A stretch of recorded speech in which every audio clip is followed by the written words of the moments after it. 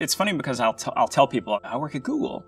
And they're like, what do you work on? I design search. And they kind of pause for a second and they're like, what is there to design?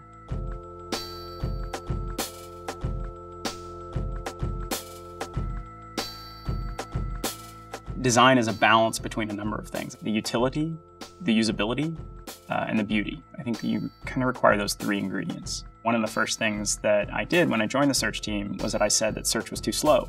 The response was, well, we probably have to change the speed of light in order to solve this problem. And I said, no, I think it could be faster. The box in which you type, it was the default size that input boxes are in the browser. And so for like a decade, that's what it was. This is the way in which people are talking to Google. They're doing it through this tiny little box. I said, well, why don't we make that bigger? It was a very simple design change. We just made the input box larger. Commensurately, the font size got larger and auto-completions gets larger.